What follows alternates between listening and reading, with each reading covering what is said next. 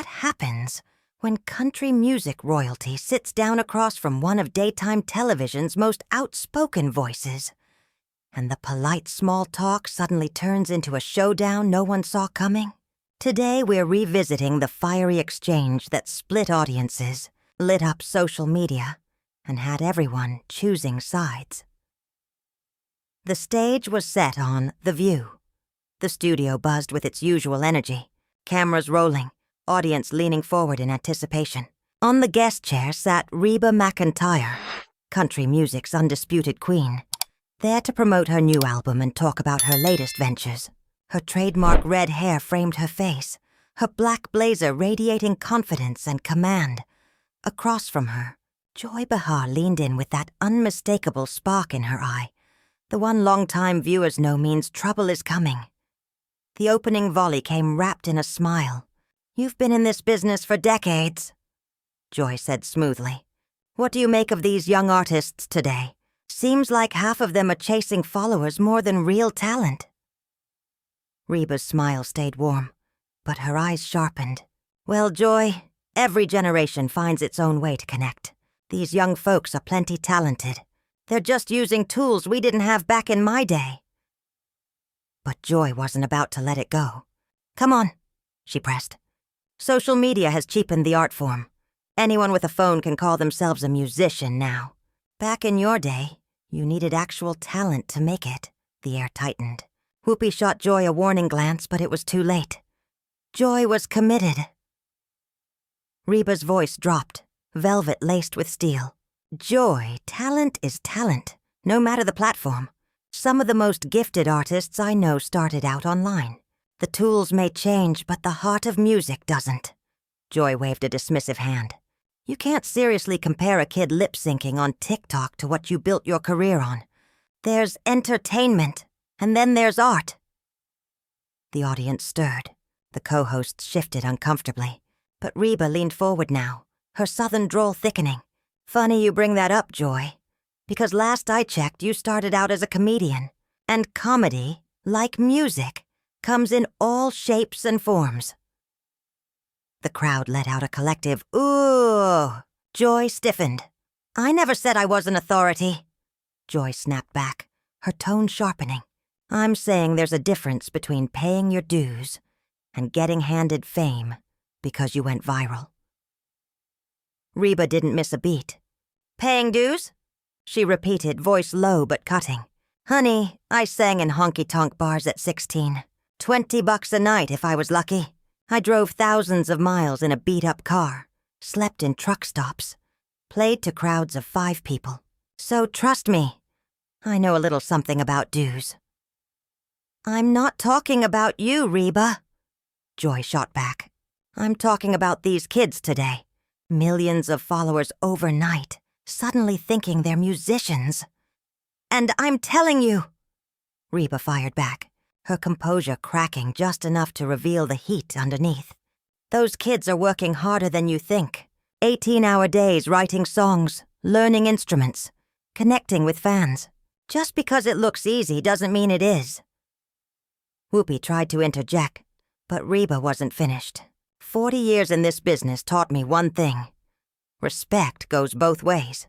I respect any artist who pours their heart into their craft, whether they're at the Grand Ole Opry or singing to a phone camera in their bedroom." Joy leaned back, realizing she may have poked the wrong bear, but her pride wouldn't let her retreat. "I'm just saying," she muttered. "There's value in the traditional path. Record labels, industry professionals guiding a career." Reba laughed, but without a trace of humor. "Joy, that traditional path nearly destroyed me. 3 times. Executives told me I was too country for pop, too pop for country. Producers wanted to change my sound, my look, even my name. That path you're so nostalgic for? It's the same one that silenced countless artists before they ever got their shot." The audience was dead silent now. Reba's words hung heavy in the air, her voice calm, but carrying the weight of lived experience. The studio was frozen, not a cough, not a whisper. Just the thrum of tension hanging over the set. Even the control room, Normally a frenzy of motion seemed to pause, caught between panic and awe at the television gold unfolding live. Reba didn't blink. Her voice, steady but rising with each syllable, cut through the silence like a blade. These young artists you're dismissing, Joy? They're doing something we never could. They're taking control, writing their own songs, producing their own music, building fan bases without begging permission from some executive in a corner office who's never touched a guitar in his life. Joy's face flushed crimson, but she shot back quickly, clinging to her line of attack. But quality control, Reba, doesn't that matter anymore? Reba moved before the words were finished. She stood, a rare move on The View, and one that sucked the oxygen out of the room. The other hosts shifted uneasily in their seats, suddenly wishing they were anywhere else. Quality control? Reba's laugh was sharp, humorless. Are you seriously telling me the music industry's quality control has worked? I can name 100 god-awful songs that only got played because someone thought they'd sell, and 1,000 masterpieces that never saw daylight because they didn't fit some formula. The tension was so heavy it practically hummed in the air. Joy swallowed, realizing too late that this had spiraled beyond her grip. I think, she started, fumbling for composure, we might be talking about two different things here. No, Reba shot back, her voice firm, resonant. We're talking about the same thing. Respect. Respect for artists. For hard work. For the truth that real music comes from the heart, not from some pre-approved path you think everyone has to follow. The camera caught Joy opening and closing her mouth, wordless, like a fish on dry land. The moment was slipping away from her. And then, she snapped. Her hand slammed against the desk, the sound reverberating like a gunshot. You know what, Reba? Joy barked, her voice shaking with equal parts rage and desperation. Maybe the problem isn't young artists. Maybe the problem is established artists who can't handle honest criticism. The audience gasped in unison, the kind of sound that told everyone, every producer, every camera operator, every co-host, that they were witnessing a line being crossed. Reba froze, not with hurt, but with fury. The quiet, dangerous kind that signals a storm on the horizon. Excuse me? Her voice was low, quiet, deadly. The studio lights seemed to dim around her. Are you suggesting I can't handle criticism? Joy, blinded by pride, doubled down. You seem awfully defensive over a simple observation about the industry. Whoopi shot frantic signals toward the control room. But Reba, queen of stages, master of presence, lifted her hand, commanding silence like a conductor halting an orchestra. A simple observation? Reba repeated, her voice climbing in power. Joy, you've spent the last 5 minutes insulting an entire generation of artists, dismissing their work, questioning their talent. And when I defend them, you accuse me of not handling criticism. Her accent thickened, the Oklahoma twang now sharp as barbed wire. Let me tell you something about criticism, honey.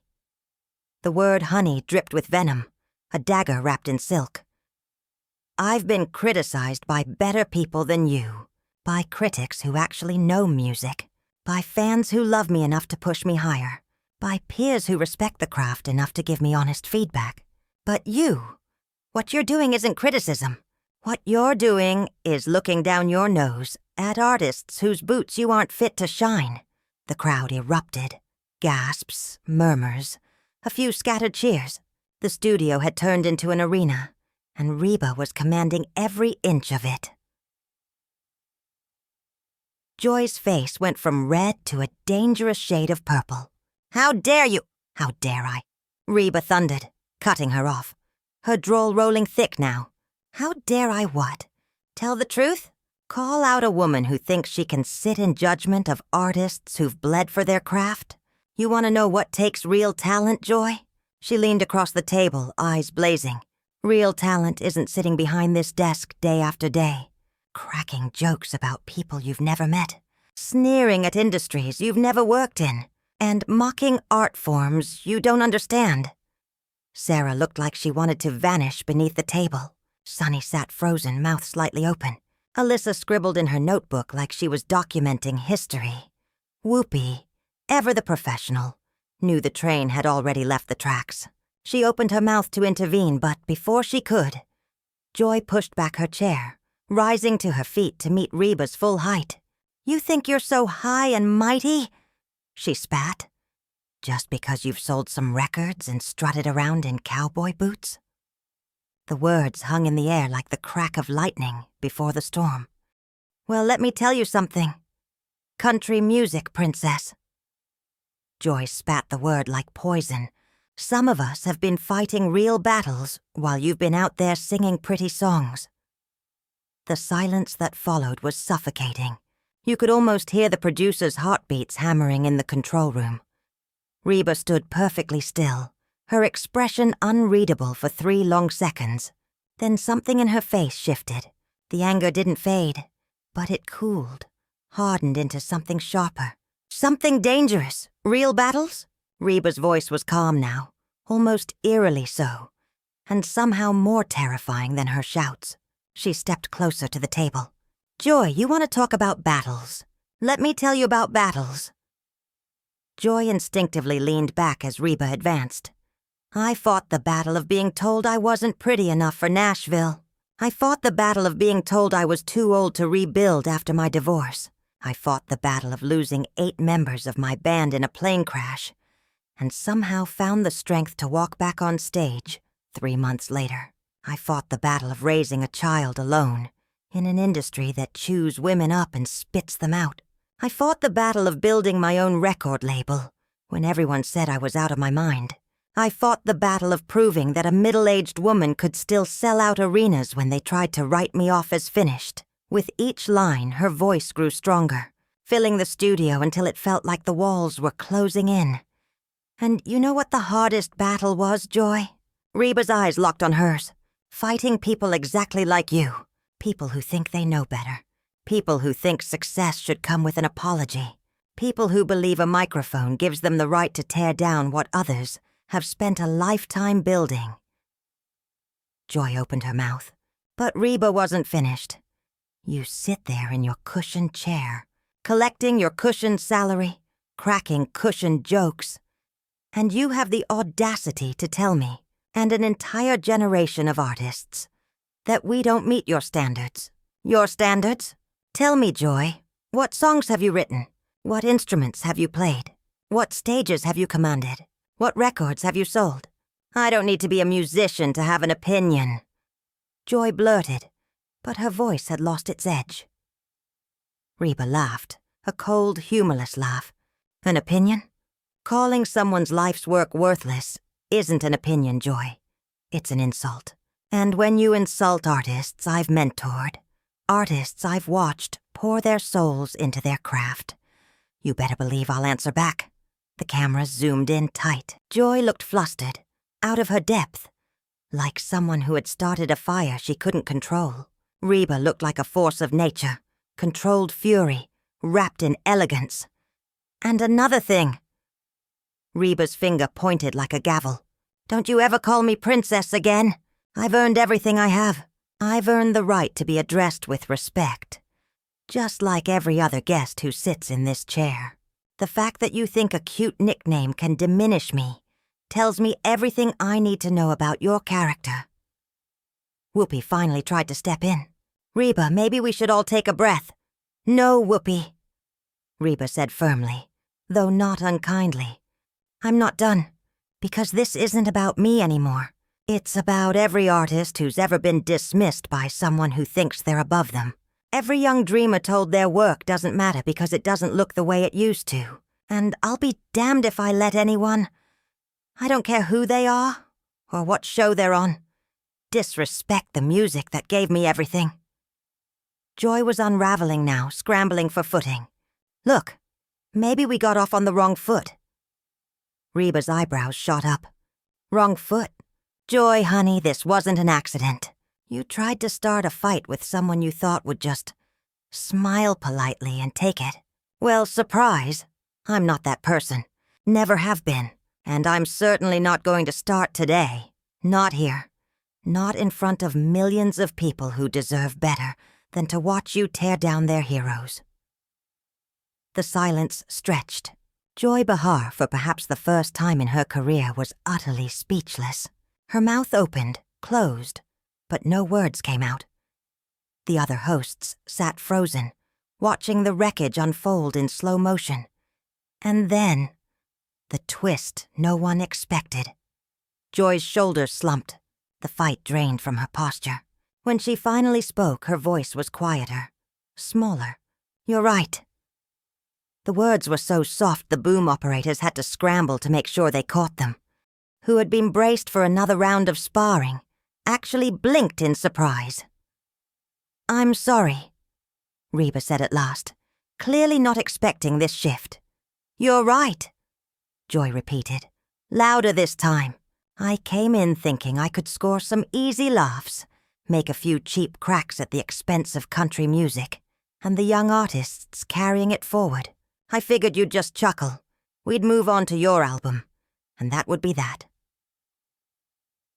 The studio was so silent you could hear the faint hum of the air conditioning. Audience members leaned forward in their seats, terrified of missing a single word. "But you didn't laugh it off," Joy continued, her eyes locked on Reba. "And you shouldn't have, because what I was doing wasn't criticism, it was condescension, exactly what you called it. Me looking down my nose at people whose work I don't even understand." Reba slowly lowered herself back into her chair, her posture still taut but no longer combative. "Joy, let me finish." Joy raised a hand. "I've spent decades branding myself as the one who speaks truth to power, who calls out hypocrisy, who champions the underdog. But somewhere along the way I became the very thing I swore I'd fight. Instead of punching up, I started punching down." Whoopi was staring at Joy like she was seeing her for the first time. This kind of public self-reckoning was not something Joy Behar was known for. "I don't know the first thing about the music business," Joy admitted. "I don't know what it takes to write a song, to build a following, to pour your soul out night after night on stage. And yet there I was, dismissing the work of people I've never even met." Reba's expression softened. The fire in her eyes was still there, but now it glowed instead of burned. "Joy, everyone's entitled to their opinions about music." "That's not—" "Yes, it is!" Joy cut in firmly. "That's exactly what this is about. Respect. I disrespected you. I disrespected young artists. And I disrespected everyone watching at home who loves them. That's not just an opinion. That's me being mean-spirited." At the other end of the table, Sarah looked like she might cry with relief. The crushing tension that had filled the studio was finally beginning to ease. "You know the crazy part," Joy went on, a rueful smile tugging at her lips. "My own daughter is obsessed with some of these artists I was mocking. She's always showing me clips. Kids teaching themselves guitar on YouTube. Songwriters building massive followings online just by being raw and real. And every time I see them, I think, wow, that's amazing. But then I come on TV and suddenly I'm the cranky old woman griping about kids these days." That earned the first genuine smile from Reba all night. "Joy, there's nothing wrong with being skeptical of change. We all wrestle with it. But there's a difference between skepticism and dismissal."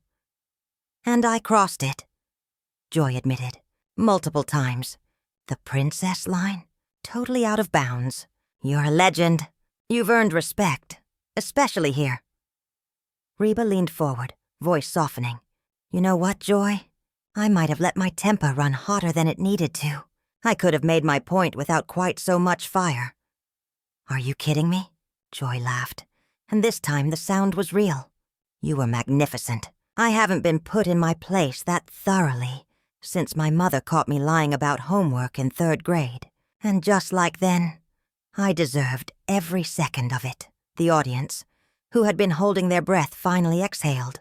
Some even broke into smiles. "But here's what I want to know," Joy said, settling back into her chair with renewed energy. "Tell me about these young artists. Help me see what I've been missing, because clearly I'm missing something important." Reba's whole demeanor shifted. The defensiveness vanished, replaced with the glow of someone talking about what they love most. Oh, joy. Where do I even start? There's this young woman, barely 20, who writes these haunting songs about mental health and small-town life. She plays guitar, piano, writes every note herself. And she's built a fan community where people lift each other up in the comments. I swear she's done more for anxiety and depression than half the therapists I know. Really? Joy asked, her voice lighter, and this time full of genuine interest. Really? Reba confirmed. And then there's this kid, 17 maybe. He does acoustic covers of old country classics, but with his own twist. He's introduced a whole generation of teenagers to Hank Williams and Patsy Cline. That boy is preserving tradition better than most of Nashville combined. Joy nodded, completely absorbed. That actually sounds incredible. It is incredible, Reba said, her voice glowing with pride. These kids aren't trying to replace traditional country music, Reba explained, her voice steady but warm. They're building on it. They're taking the best of what came before us and layering in their own stories, their own struggles. That's not killing the industry. It's keeping it alive. For a beat, no one spoke. Then Sonny, who had been silent through most of the fireworks, finally broke in. This is actually a beautiful conversation now. It is, Whoopi agreed, her tone softening. This is what The View is supposed to be about. Not shouting over each other, but having real discussions, even when we don't see eye to eye. Joy turned toward the camera, her expression unusually earnest. You know what, folks at home? I learned something today. I learned that when you dismiss someone's art, you're not just criticizing a song or a performance. You're dismissing their story, their fight, their dreams. And that's not something anyone has the right to do. Especially not me. Reba nodded approvingly. And I learned that sometimes the best way to change someone's mind isn't by fighting. It's by showing them what they're missing. Though the fighting was pretty spectacular, too, Alyssa cut in, earning a round of laughter from the table. It was, Joy admitted, grinning now. I haven't been in a verbal sparring match like that in years. Reba, you'd make a hell of a talk show host. Thanks. Reba laughed. But I think I'll stick to singing. Though if you ever need someone to fill in when you're on vacation, I guess I'm decent at telling people exactly what I think. Just next time, go a little easier on me. My ego's fragile. The studio erupted in laughter. The heavy tension that had gripped the air was gone now, replaced with warmth and relief. What began as a clash had morphed into a rare, raw exchange. The kind viewers would be talking about for weeks. Whoopi glanced at the clock. Ladies, this has been absolutely incredible television. Reba, thank you for not backing down. And Joy, thank you for being big enough to admit when you were wrong. Thank you for having me, Reba said graciously. And Joy, I hope you keep your word and check out some of these young artists. I think you'll be surprised. I will, Joy promised. And Reba, I hope you'll forgive a stubborn old host who learned something today. Already forgiven, the cameras caught the two women leaning toward each other as the credits loomed, Joy scribbling names into her phone while Reba rattled off songs to start with. What had begun as one of the most explosive confrontations in View history ended not in bitterness, but in mutual respect and understanding. So, what do you think? Did Joy Behar deserve the verbal beatdown Reba McEntire delivered? Or did both women handle it perfectly by the end? Drop a comment below and let me know your thoughts. And don't forget to subscribe for more incredible stories like this one. Which moment from this confrontation surprised you the most?